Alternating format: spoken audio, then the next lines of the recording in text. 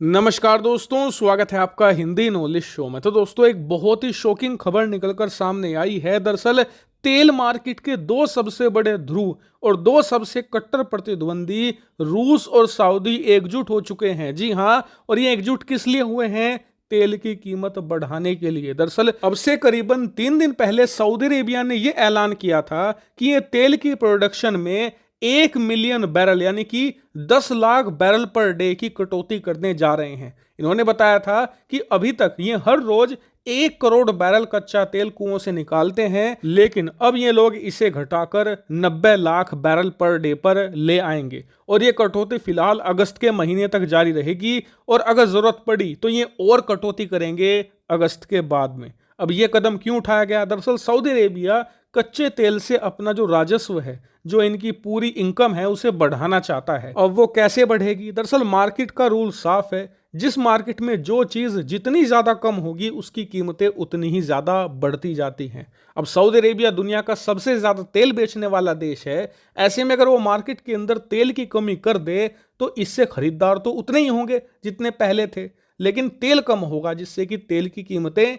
बढ़ने लगेगी। लेकिन बात सिर्फ यहीं तक सीमित नहीं है। दरअसल सऊदी अरेबिया से हाथ मिलाते हुए रूस ने भी ऐलान कर दिया है कि रूस भी अब कच्चे तेल के उत्पादन में कटौती करने जा रहा है और यह कटौती होगी लगभग 5 लाख बैरल पर डे के हिसाब से, यानी कि अच्छी खासी कटौती इन्होंने भी कर दी है। अब आपका सवाल होगा, क्या रूस ऐसा क्यों कर रहा है? रूस के पास तो पैसों की कमी है, वो तो चाहता है कि ज्यादा से ज्यादा तेल बेचे।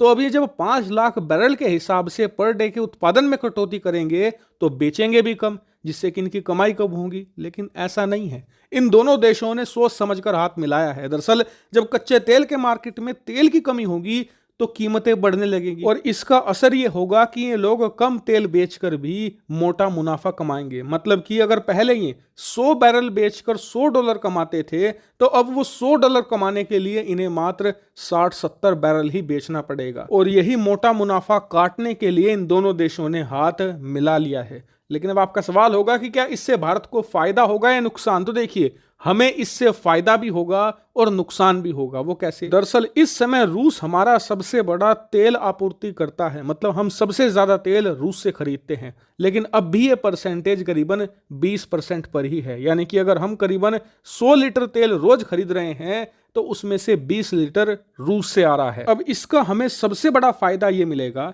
कि जब दुनिया भर में कच्चे तेल के दाम बढ़ेंगे, खासकर कि यूरोप में, तो ये सभी देश सस्ते तेल की तरफ दौड़ लगाएंगे। और सस्ता तेल इन्हें कहाँ मिलेगा? भारत से, क्योंकि भारत क्या कर रहा है? रूस से डिस्काउंटेड तेल लेता है और उसे रिफाइन करके यूरोप को बेच देता है। ऐसे में भारत इस मौके का फायदा उठाकर अभी जो 20% तेल रूस से खरीदता है उसे 25-30% करके और ज्यादा तेल आयात कर सकता है और फिर उसे रिफाइन करके भारी मात्रा में यूरोपियन देशों को बेचकर मोटा मुनाफा काट सकता है। तो ये तो हो गई फायदे की बात, लेकिन अब हमें नुकसान भी कुछ होगा। वो कैसे? देखिए, अभी तेल के दाम कुछ इस प्रकार से हैं कि अगर आप अरब देशों का तेल खरीदते हो तो वो आपको 85 से लेकर $90 पर बैरल में मिल जाएगा। लेकिन रूसी तेल खासकर कि भारत के लिए 65 से लेकर $68 के बीच में हो जाता है, यानी लगभग $20-25 का हमें डिस्काउंट मिलता है। लेकिन अब जब आपूर्ति सऊदी और रूस दोनों ने घटा दी है तो अंदाजा यह है कि 15 से लेकर $20 की इसमें बढ़ोतरी आएगी। यानी कि आने वाले समय में जो अरब देशों का कच्चा तेल होगा वो 110 के रेट में मिलेगा और रूस का तेल करीबन 80 से लेकर $85 के रेट में हमें मिलेगा। यानी कि दाम तो दोनों तरफ बढ़ने वाले हैं, नुकसान हमें वहां होगा, लेकिन हम यूरोपियन देशों को तेल बेचकर उस घाटे की भरपाई कर सकते हैं। लेकिन एक बात तय है कि इन दोनों के हाथ मिलाने से भारत की जो डगर है वो बहुत ही ज्यादा मुश्किल हो गई है। लेकिन हम उम्मीद करते हैं कि जैसे भारत सरकार और भारत की फाइनेंस मिनिस्ट्री ने पिछले 2 सालों में देश को संभाला है, इस बार भी इस मुश्किल से हम पार पा जाएंगे। हालांकि इस पूरे मामले पर आपका क्या मानना है, कमेंट करके जरूर बताएगा। Thank you very much for watching video.